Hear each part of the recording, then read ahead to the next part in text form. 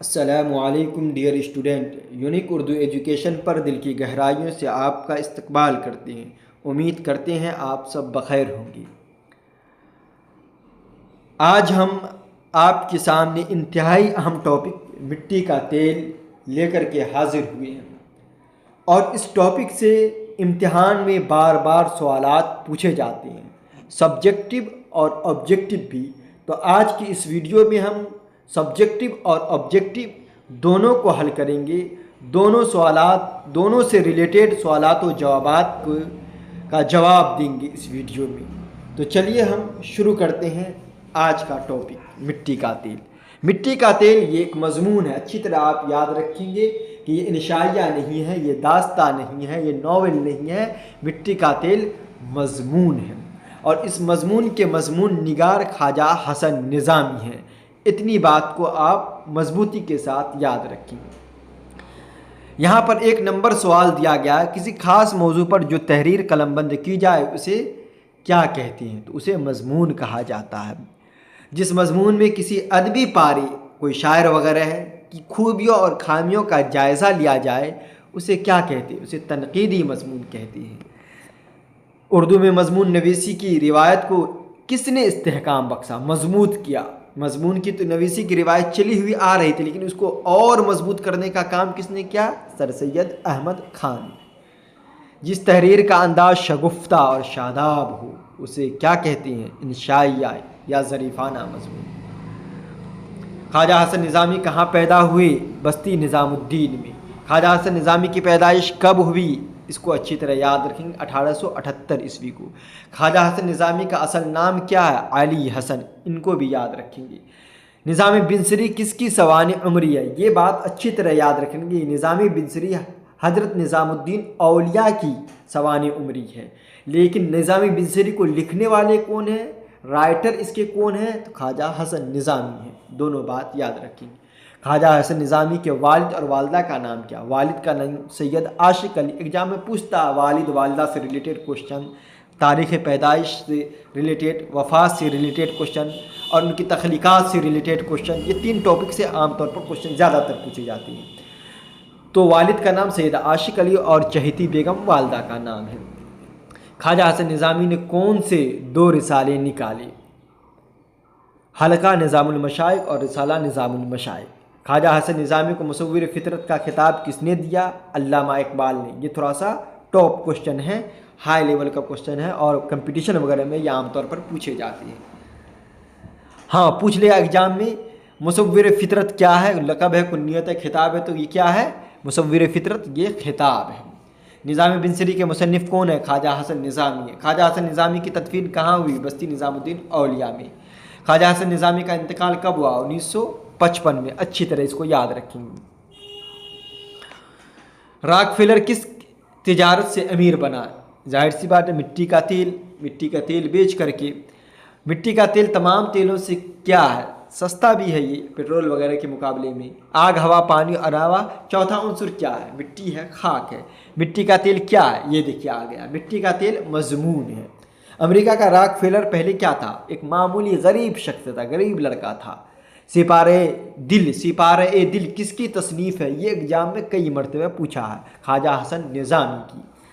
مٹی کا تیل کس پالیسی پر عمل کا سبق دیتا؟ صلح کل، امیر ہو غریب ہو سب کے ساتھ برابری کا سلوک کرتا ہے۔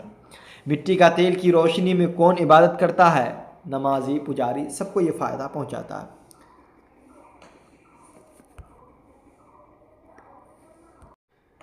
مٹی کے تیل کا ہم خلاصہ بھی تھوڑا سا جان لیتے ہیں۔ مٹی کا تیل محض ایک مضمون نہیں بلکہ انسانیت کے لیے ایک آئینہ ہے۔ خواجہ حسن نظامی ہمیں یہ بتاتے ہیں کہ ظاہری حقارت اور کم قیمتی کے باوجود اصل عظمت کردار اور خدمت میں پوشیدہ ہے۔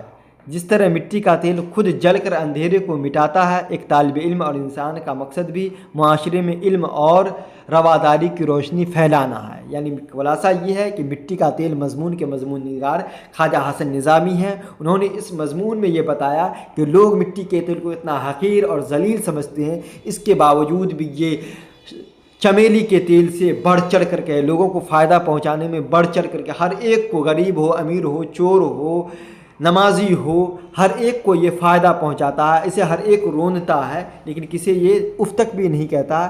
اس کی تیل سے ہر ایک کو روشنی، طالب علم جو ہے اس کی روشنی میں سبق یاد کرتا ہے، پولیس چوری کرنے میں اس کو مدد کرتا ہے، یعنی صلح کل کی پالیسی پر یہ سبق عمل کرتا ہے۔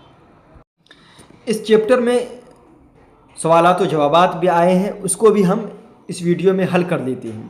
آگ، ہوا، پانی اور خاک میں سب سے کمتر کس کو سمجھا جاتا ہے؟ سب سے کمتر خاک یعنی مٹی کو سمجھا جاتا ہے۔ مٹی کے ساتھ دنیا کیا سلوک کرتی ہے؟ دنیا مٹی کے ساتھ یہ سلوک کرتی ہے کہ پاؤں تلے رونتی ہے، اسے حقیر سمجھتی ہے اور ہر طرح کی گندگی مٹی میں ہی پھینکی جاتی ہے۔ یہ دنیا اس کے ساتھ سلوک کر مٹی کا تیل دیکھ کر لوگ کیوں ناک منہ چڑھا لیتے ہیں؟ اس کی بو کی وجہ سے، بدبو کی وجہ سے۔ مٹی کا تیل دیکھ کر لوگ اس کی ناگوار بو یعنی بدبو کی وجہ سے ناک منہ چڑھاتے ہیں۔ چنبیلی اور موتیے کے تیل سے بھی اہم مٹی کا تیل ہے۔ کیسے؟ چنبیلی اور موتیے کے تیل صرف خوشبو اور نمائش کے لیے، جبکہ مٹی کا تیل غریب کے گھروں کو روشن کرتا ہے اور زندگی کی بنیادی ضرورت پوری کرتا ہے۔ مٹی کا تیل تمام تیلوں سے کیوں بڑھ چڑھ کر ہے؟ مٹی کا تیل اپنی افادیت اور ضرورت کے لحاظ سے تمام تیلوں سے بڑھ چڑھ کر ہے، کیونکہ یہ غریبوں کا مددگار اور اندھیرے میں روشنی فراہم کرتا ہے۔ مٹی کی بیچارگی اور ذلت پر کیوں ترس آتا ہے؟ مٹی کی بیچارگی پر اس لیے ترس آتا ہے کہ تمام مخلوق اسے پاؤں سے کچلتی ہے، رونتی ہے، لیکن وہ خاموشی سے سب کچھ سہ لیتی ہے، برداشت کر لیتی ہے۔ مٹی کا تیل ہر جگہ استعمال ہوتا ہے، لیکن وہ اپنی صفات میں کسی سے متاثر نہیں۔ مٹی کا تیل بالکل بے غرض اور بے تعلق ہے۔ کیسے؟ اس لیے کہ مٹی کا تیل ہر جگہ استعمال ہوتا ہے، لیکن وہ اپنی صفات میں کسی سے متاثر نہیں ہوتا۔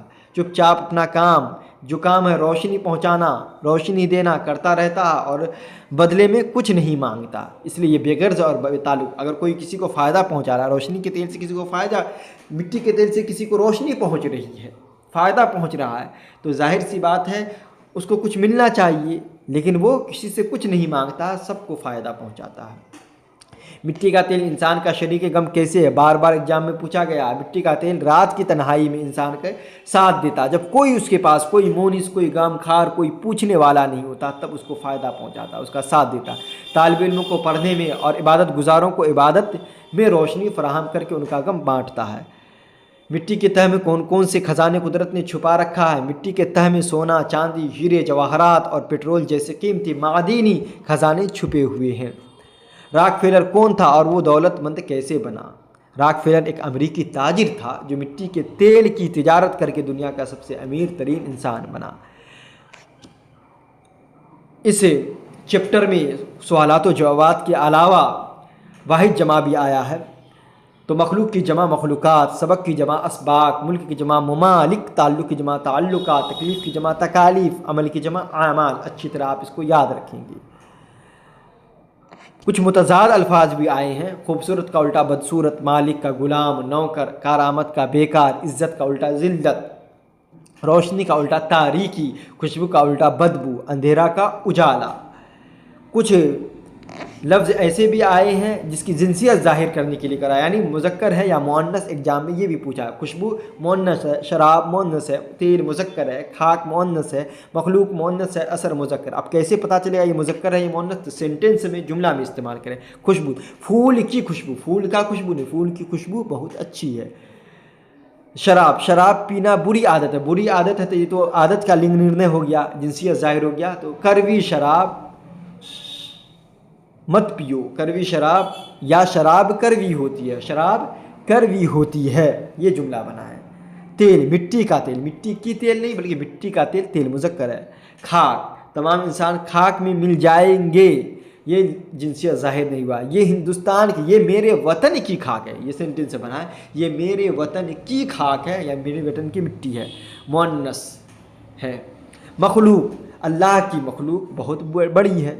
دوا نے اپنا اثر دکھا دیا، اپنا اثر، اپنی اثر نہیں، اپنا اثر تھا، اثر مذکر ہے۔ تو امید کرتے ہیں کہ آپ کو بات اچھی طرح سمجھ میں آئی ہوگی۔ اگر آپ کو بات سمجھ میں آئی، چیپٹر سمجھ میں آیا، تو چینل کو ضرور لائک کریں، سبسکرائب کریں اور دوستوں میں شیئر کریں۔